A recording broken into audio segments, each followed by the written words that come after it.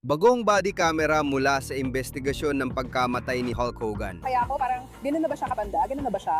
Ano ang nangyari bago namatay ang alamat ng wrestling? Sinabi niyang 8 minutong ginawa ang CPR. Sige, Hindi siya nag-CPR ng 8 minuto. bakit mo nasabi yan? Ako ang nakabali ng tadyang niya nung ako na ang nag-CPR. Ngayon, may mga bagong paratang, bagong tanong, at isang body cam footage na nagbibigay ng mas malapit na pagtingin sa mga nangyari. Sa lahat ng 20 taon ko, hindi pa ako nakakita ng kahit sinong namatay. Narito tayo sa kasong iniharap ng Law and Crime. Ako si Chris Stewart.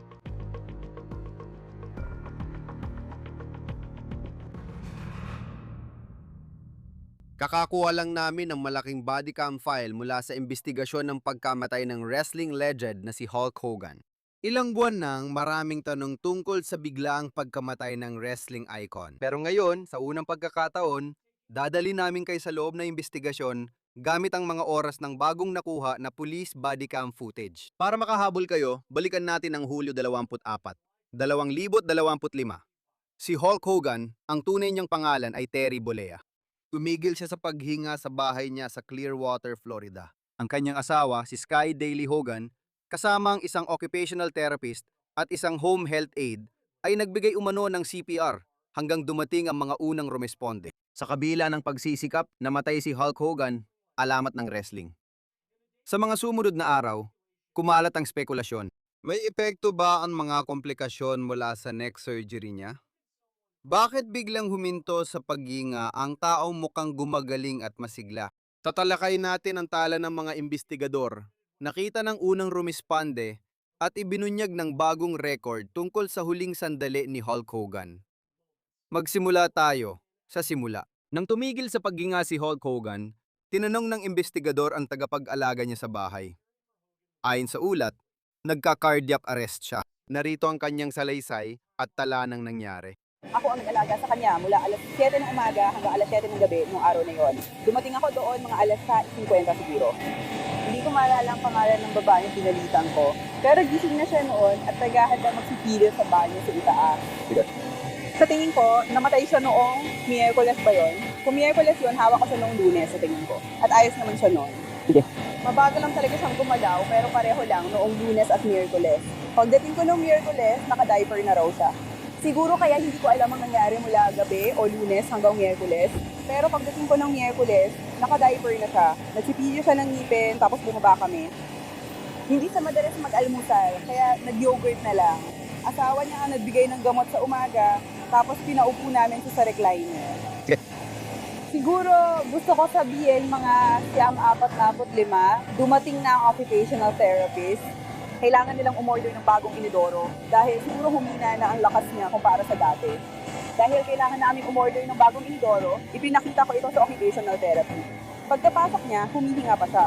Humihinga siya nang dumating ang occupational therapist. Sinabi ko, ang distansya mula dito hanggang kotse niya ay parang layo ng sala papuntang opisina niya kung saan ang banyo sa ibaba. Sinamahan ko si occupational therapist sa banyo para makita ang bagong inidoro. Paglabas, sabi niya, Kari, pupuntahan kita mamaya para kunin vital signs mo. Lumapit siya at sinabi, wala akong makuhang pulso. Sumagot ba si Kerry sa kanya nung sinabi niya yun? Hindi Pero natutulog siya. nakatulog siya agad nung mailagay ko siya sa upuan.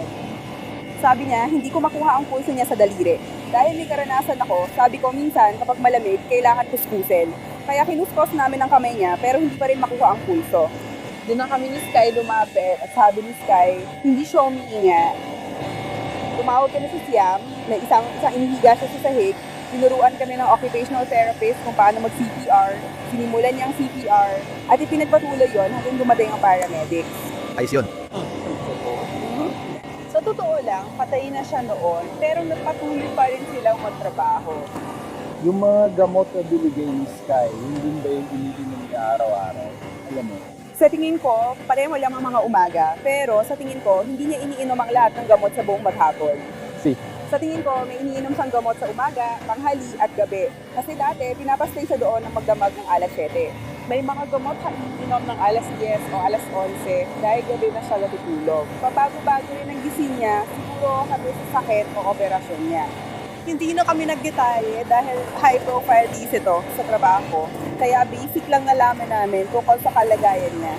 Araw-araw may nurse na pumupunta at siya ang nakakaalam ng detalye.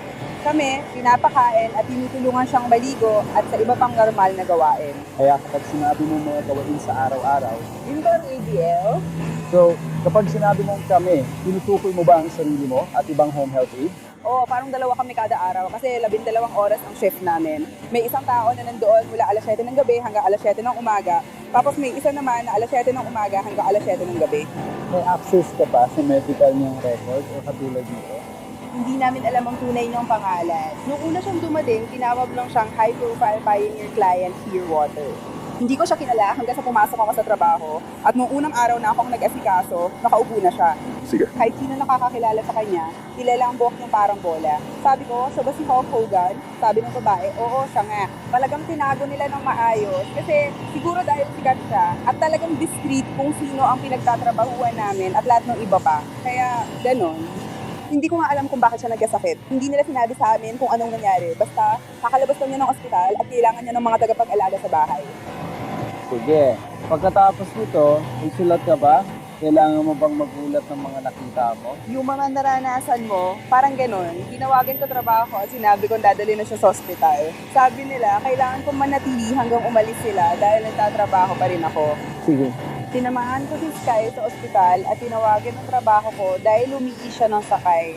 Tinanong nila ako kung ano ang nangyari. Hindi ko alam kung naitala ng trabaho ko or occupational therapy nung sinabi ko, pero hindi naman kami pinagsulat ng kahit ano. Ganun ba yun? At normal lang yan. Ibig ko sabihin, ikaw ba? Naranasan mo na ba? Hindi ko pa naranasan to. Sige, sa buong 20 taon ko, hindi pa ako nakakita may namatay. Sige. Paano mo kinakawawa? Grabe talaga. Kawawa ang asawa niya, pero di ko pa naranasan yon. Nagtrabaho ako sa ospital, di pa ako nakakita ng pasyente. Malamig at nakakatakot lahat yon para sa akin. Pagyabas ko, siksikan na sa kalsada ang mga tao. Sobrang dami talaga. Nung umaga na dumating ka doon, nagsasalita pa ba siya? Ayos naman siya, nakaupo lang. Sabi ko, magsikilo ka ng ngipin. Palagi ko siyang pinaalalahanan na dapat subukan na at araw-araw, hindi lang upo lang. Sabi niya, sige, nagsipilo siya at handa na. Bumaba kami ng elevator. Pinapasok ko siya dahil sa maliit na equal sign. Bumaba kami ng elevator at pinaupo ko siya sa recliner. Sabi mo, yogurt lang kinain niya. Yun lang talagang kinain niya sa umaga. Parang yogurt lang. Sige. May nirereklamo ba siyang sakit o iba pa? Mas malalaki sa dati. Hindi sa araw na yon, pero minsan nagre-reklamo siya ng sakit sa likod. Kaya hindi ko alam ang naging pinsala, pero masasabi kong sumasakit ang likod niya.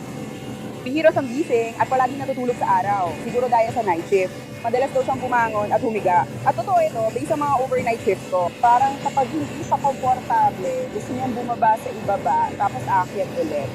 Normal lang talaga ang kanyang patulog sa araw. Sa karaniwan, mula to hanggang to, sa tingin ko, mga 2 o 3 oras lang talaga siyang gising. Wow, parang isang buong 12 oras na shift. At kapag gising ka, sobrang kahimik niya, uupo lang siya doon at manonood ng TV. Ilang beses mo sa tingin ginamit ka? Mga 5 o 6 na beses ko siyang naalagaan. Naging klinika lang natirang usapan ng home aid at investigador, tumuon sa medical na kasaysayan ni Hogan at sa mahigpit na protocol ng pag-uulat at pagtatala. Pero bahagi lang yan ng kwento dahil na yon, lilipat tayo sa mga sandali matapos ang tawag sa siyam na isang-isang nang umatras ang mga tagapag-alaga at dumating ang mga paramedic. Naalala mo ba kung para saan ka na-dispatch? Medical na emergency. Sige. Pagdating mo doon, ano nakita mo? Pagdating namin doon, syempre ikaw, gaya namin, syempre may natanggap kami impormasyon nung dumating ang tawag. At pagdating namin, may nakita kaming isang tao. Cardiac arrest ang itinawag nila sa sitwasyon. Naalala mo ba kung saan siya naroon? Nasa sala siya. Sa sala. Sige. Sa sahig ng sala. Sige. Ano nakita mo? Anong nangyayari sa kabilang kwarto? May 2 tagapagbigay ng serbisong pangkalusugan at isa, yung lalaki, ay sinusubukang mag-CPR. Sige.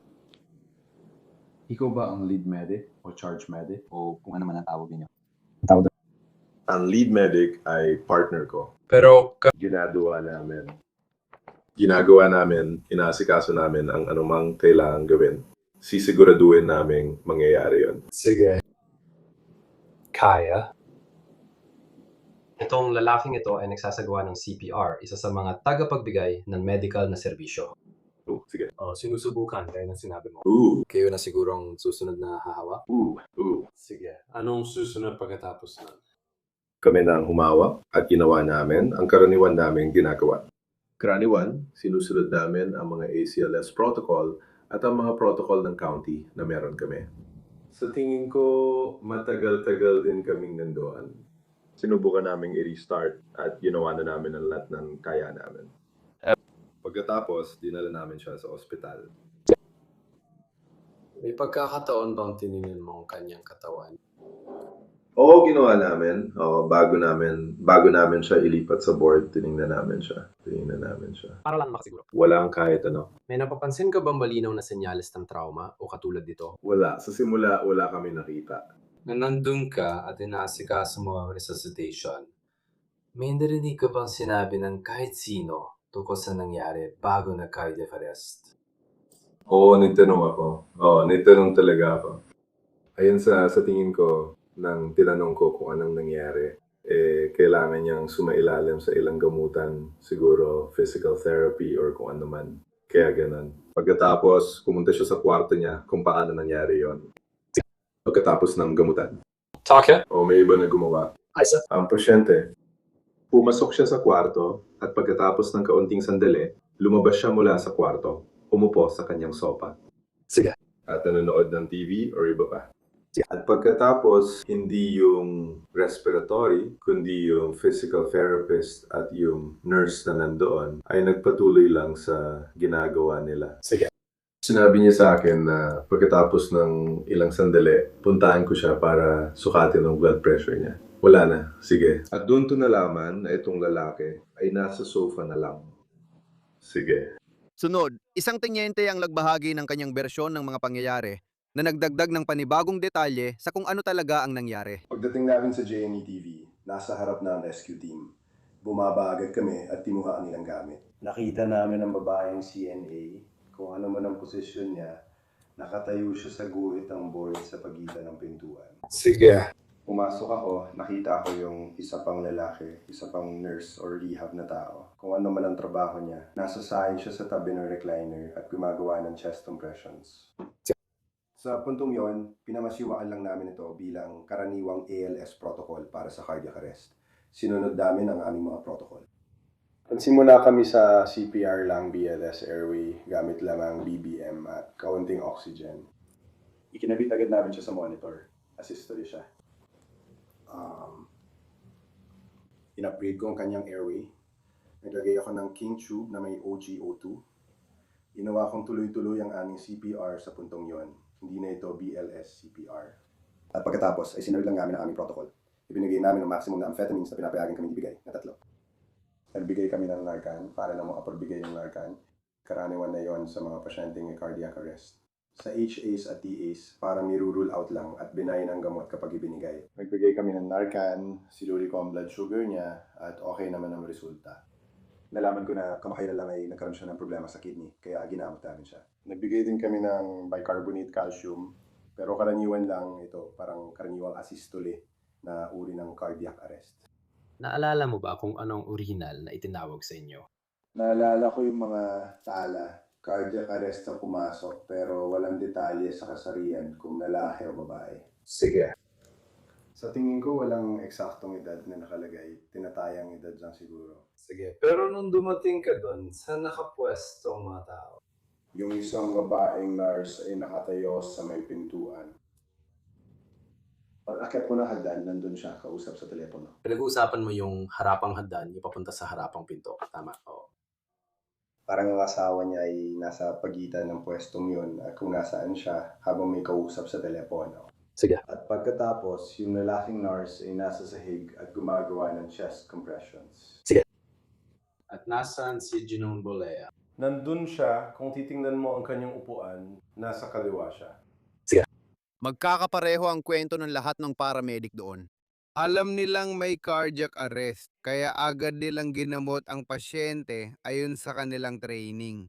Tinanong ang isa sa mga paramedic kung may napansin ba siyang kakaiba sa lugar ng insidente. Sinabi mong sinimulan nyo na ang protocol at inaasikaso nyo na ang pasyenteng may cardiac arrest gaya ng dati. May napansin ka bang kakaiba sa insidenteng ito? Wala. Sige. Ikaw, may napansin to ba? Ano ang ginagawa mo para tumulong dito?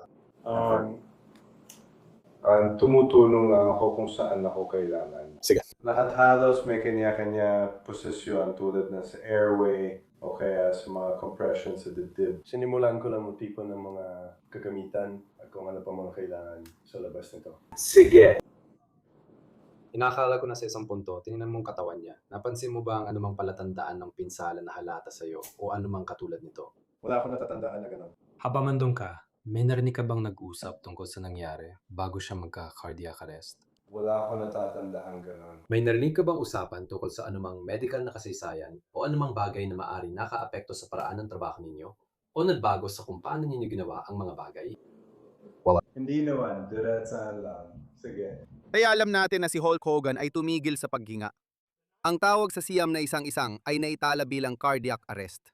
At hanggang ngayon, pareho pa rin ang kwento. Ang mga nasa loob ng bahay, kasama ang occupational physical therapist, ay agad nagsimula ng CPR nang mapansin nilang walang pulso si Hulk Hogan. Lumabas ang body cam video na may napansin ng mga investigador at ayon sa paramedic, hindi tugma ang kwento sa nangyari. Gusto kong makinig ka sa sinasabi niya. Sige, pagdating mo sa bahay, anong nakita mo nung pumasok? Nung ako, umakyat lang ako ng hagdan kasi nakita ko ang... Hindi ko sure kung nurse siya, pero sabi niya, "Hoy, nandito siya sa taas." Sige, umakyat lang ako ng hagdan kasi pumunta yung paramedic, mga bumbero at tenyente para kunin ang gamit sa rescue. Sige, kaya umakyat lang ako sa itaas. Pagpasok ko sa kwarto, nakahiga siya sa sahig katabi ng isang upuan. Yung therapist, yung lalaki sa kwarto, yung naka-scrubs, sinabi niyang nag-CPR siya ng walang minuto. Hindi niya masyado maayos ginagawa ang CPR. Bakit mo sabi yan? Ako ang nakabali ng mga tadyang niya nang ako ang mag-CPR. Kapag siya nag-CPR, hindi maayos ang gawa niya. So, yan lang. Sige. Pero siya sa mga nota na pataas.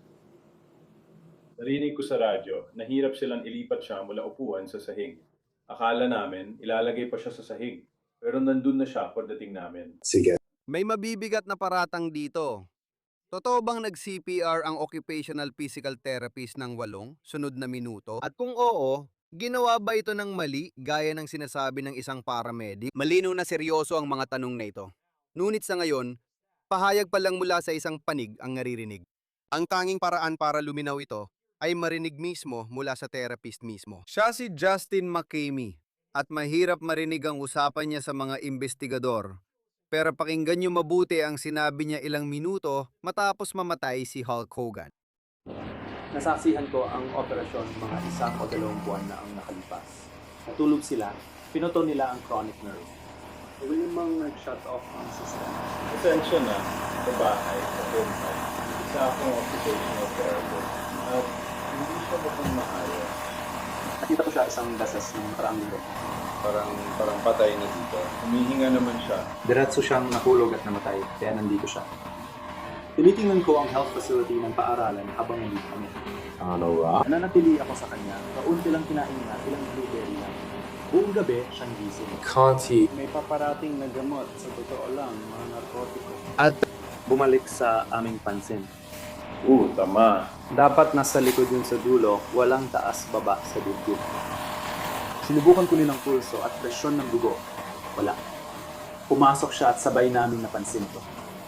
Agad tumawag ng siyam na isang-isang. Nilapap siya sa sahig, sinimula ng pag-compress, at sa madaling sabi, humihinga siya. Nung nakita ko hindi ko nagawa dahil ang laki niya, kaya minsan mahirap kunin ang pulso at gawin ng mga ganung bagay. Nung na-realize namin, hindi na kami tumawag para humingi ng tulong niya. Nagulat ako na tumagal pa siya ng ganito katagal. Sabi mo mga 10 minuto ka pa lang dito, di ba, bago siya? Dumating ako dito mga, teka lang, hayaan mo sabihin ko. Kausap kita. 230 siyam, ang narinig ko lang ay siyam 30. Pumasok ako sa at gaano ka nakatagal. tumutulong mag-alaga ng ito pa lang ang pangalawa kong trabaho. Ang dalawa ko pa lang na pagbisita, nakagawa ko lang ng paunang pagsusuri nung nakarami. Hindi ko masasabi na nagulat ako na umabot pa siya ng isang linggo. At tinutulungan mo ba siyang mag-adjust sa pagiging parang naka-wheelchair na lang at mga ganang bagay? Ayun sa kahulugan, ang occupational therapist ay para sa itaas na bahagi ng katawan. Ang PT naman ay para sa mga binti. Ang occupational therapist ang bahala sa itaas na bahagi ng katawan. Function. Kaya, Tinutulungan lang siyang gumalaw at mag-function sa abot ng kanyang makakaya. tama, sinusubukan ko siyang maibalik dahil nahihirapan siyang huminga. Nagawa ba niyan? Nakapaglakad ba siya at mga ganun? Halos hindi. Pivot transfer lang ang nagawa. Pero gumagamit naman siya ng urinal. Ano talaga ang problema ngayon? Lahat. Parang buo kami dati. Parang, Bakit ganun siya? Bakit no hindi siya makalakad? ano rin nun? Paano kung naputol ang phrenic nerve niya sa operasyon? Kamakailan lang ba yan? Sige, so nagpa-back surgery siya? O ano yun? Oo, ganun nga. Sa totoo, marami na siyang operasyon. Ang phrenic nerve ay isang ugat na may kinalaman sa paghinga. Sige. At nung puputulin mo yon, mahirap yun. Dahil, sige. Kaya off the record yan. Kaya napansin mo yon. Pwedeng nagkamali ang doktor. Na yun, may pinsala sa phrenic nerve at pwede yun magdulot ng ilang komplikasyon. Dahil sa komentong yon, may spekulasyon na namatay si Hulk Hogan dahil sa palpak na operasyon. Nang sinundan ng mga investigador si Makami, mas naging maingat siya sa sagot na tila sinasabing ang pagiging celebrity ni Hulk Hogan ang nagpalala sa spekulasyon at ulat ng kanyang pagkamatay. Kaya wala itong kinalaman mismo sa mga medikal na record. Mas tungkol ito sa sarili mong obserbasyon, sarili mong karanasan, at mga ganong bagay. Pwede bang nandito siya? Medyo nakakatakot ito, lalo na't matagal na ako manonood ng Law and Order. Tingnan mo, isa akong nurse. Pacquiao na. Isa akong nurse at marami na akong na-handle na code. Ito ang una ko. Ako'y nagkaroon ng pulis. Bahay, naiintindihan ko na ginagawa natin ng mga bagay. Hindi komportable. Hindi yan ang gusto natin dito. Naiintindihan ko. Ako lang. Kailangan mo makita ito mula sa pananaw ko. Alam mo naman. Hindi, at ibig kong sabihin, naiintindihan ko na yon ang ibig mong sabihin. Hindi nila kami pinapayagan magsalita. Ayaw nila magsabi pa kami ng kahit ano. Dahil halatang masyado na ako nagsalita. Kung anong sinabi na sa'yo. Oo, sige. Hindi. Sa pangkalahatan, narinig ko lang kung anong nangyari sa balita. Nakita ko, sige, Pati na rin kung sinabi din ng babae na kulinan ka nilang mga card. mga card. Sige, oo. Ako na ang bahala sa'yo at kukuha nito, pati ito. Pero ito, ang CEO ng VNA with TGH. Sige. Siya na ang pinakamataas. Wala nang hiigit ko dyan. Oo, siya ang tinawagan ko. Dapat man lang nag-callback siya sa akin siguro. Ibang nagbigay. Si Ann ba supervisor mo? DOS? Oo. Binigay niya sa akin ang number niya. Sige. Oo, tinawagan ko siya. Wala ako natanggap na sagot. Hindi ko pa nasabi o natawagan para ipaalam ang nangyayari. Sige. Well, ang ibig ko sabihin, kung yan ang pinapasabi na sa'yo, hindi naman namin sinusubukang ilagay ang kahit sino sa alanganin. Naiintindihan. Kaya sila, ibig ko sabihin, pinahahalagahan ko ang ginagawa mo. At ako, pero siyempre, nagsalita ako ng hindi tama, hindi ko alam ang ginawa ko. Hindi ko na nga maalala ang usapan. Hindi mo ipinahamak si Justin. Sige, salamat. Sa kanya ito. Ang pangalan ko ay isusulat ko na sa likod, kaya huwag kang mag-atubiling kunin ito. Pwede siyang tumawag kung may kailangan siyang pag-usapan, pwede siyang tumawag. Ayos, yan ang numero. Magkatabi kami umupo, kaya maririnig mo kami kapag tinawagan mo. Sige, may tanong ka ba na pwede kong sagutin para mabawasan ka ba mo? Ako pa yata ang kinakabahan. Akala ko, pareho tayong kabado. Sige. Ako pa ang nagsabi na tigilan mo na. Tanong ko, may kamag-anak kaming nasa law enforcement. Ako yung taong kakarating lang dito at alam mo yon, parang tinitingnan ko lang sila. Nag-alala lang ako na lahat Ng mga bagay na to ay lumalabas na hindi naman dapat lumabas. May mga paglabag na medical sa mga kampong ito. Masama talaga yan at kumakalat pa, tinatawagan na ako ng TMZ. Talaga ba? Hindi na yan makakalabas. Tapos na yan. Sige. Ang daming bagay sa buhay na sinasabi ng balita. Oo, hindi ko alam kung anong totoo. Wala pa kami nilalabas na video. Masasabi ko yan sa'yo. Marami pa ring investigasyon. Kung may makita kang online, hindi yun mula sa amin. Hindi mo pa alam ang tunay na investigasyon. Sige. Dahil sa mga kumakalat na impormasyon, sinusubukan namin kunin ito. Nakayos na lahat kung paano dapat. Sige. Kaya nandito kami ngayon at nakikipag-usap sa'yo. Ang tanging bagay lang talaga ay tungkol sa operasyon na ito. Lampas na yan sa saklaw ko. Tama, hindi yan saklaw ng therapist. Pinapalakas ko sila. Kaya hindi ka nag-aaral ng medisina, hindi ka surgeon or nurse, at wala kang ganoong trabaho. Hindi. Lisensyado kang occupational therapist. Yan ang trabaho at buhay mo. Tinutulungan ko ang mga tao na makabangon at maging independent. Sige. Yun lang ang ginagawa ko. Sige. At sinabi mo sa akin sa telepono na yung mga impormasyon na nakuha mo tungkol sa operasyon ay galing sa chart. Ay, ulit ang alam ko. Sige. Walang dagdag na impormasyon. Sinabi mong tinawagan ka ng TMZ o nagbigay ka ba ng anuman sa kanila? Hindi ko siya tinawagan pabalik. Tumatawag at nagte-text sila sa akin ng 4 o 5 beses sa isang araw. Ngayong araw lang? Yung araw lang. Ngayon lang ang unang araw na ginawa nila yon at talagang binanatan nila ako. Sige, pasensya ka na. Wala kang makukuha impormasyon sa akin sa ganung paraan. Wala akong balak mambastos. May dala ba kayong tubig o iba pa? Hindi, pero salamat. Pinapahalagan ko yun. Alam mo yun, hindi ko lang inasahan. Gets mo ba ang ibig ko sabihin? Oo. Hindi, maintindihan ko. Ay, kailan, kahit ano. Tumawag kapitbahay ko, pinakinggan ko ang mensahe. Sabi niya, may 2 sasakyan sa labas na hinahanap si Trump. Justin. Sabi ko, ano daw? Wala namang problema si Justin. Gusto lang namin makausap ka. Ilang buwan matapos ang pagkamatay ni Hogan, noong Nobyembre 11, 2025, muling kinausap ng isang investigador si McCamey para humingi ng paglilinaw. At muli, bagyang binawasan ni McCamey ang tindi ng una niyang mga pahayag. Kausap ko nga mo, gusto niya lang ng isa pang tanong. Sa video, pinag-usapan mo kung paano kapag naputol ang phrenic nerve. Mahirap talaga yung gawin. Oo, nakakalaban. Nakakala mo ba yun? Oo, hindi naman talaga yun ang aking punto ng pananalita. Sige, ang gusto lang namin malaman ay paano mo nalaman ang tungkol sa ugat na yon. Sorry, nakasandal ako sa kotse mo. Ang ugat na yon ay karaniwang nasasaktan tuwing may operasyon. At pangalawa, paano mo nga ba napagbisisyunan o napag-alaman ang medical na konklusyon na yon para masabi mo yon? Na mahirap yun yun. Hindi hiwalay yun. Sige, inakala ko lang, ibig kong sabihin, hindi ko talaga alam. Sa ngayon ako. Pero ang ibig ko sabihin, hindi ka naman isang neurosurgeon. Oo, wala problema. Operasyon pampuso. Hindi ka nag-aral ng medisina. Meron kang degree sa occupational therapy. At yun lang. Wala nang iba pa. Tama ba? Sige. Sige lang, pupunta lang ako sa banyo. Naintindihan ko yan. Kaya napagalitan na ako dati dahil kinausap ko siya. Sige, sabihin ko ayos yan. Okay. Salamat po, sir. Nakakatuwa rin, pakinggan ng panayam sa programang Baba Bumblebee's Buzz sa mga susunod na araw. Narinig ko na yun. Bilanggit ng lalaki ang chronic nerve. Sabi niya baka yun nga. At ako naman ay parang... Narinig ko na yun. Oo, kaya hindi ko sana sinabi yun. Sige, ayos lang naman. Ay ako nakuha to para mas mapalakas kita at makuha kita.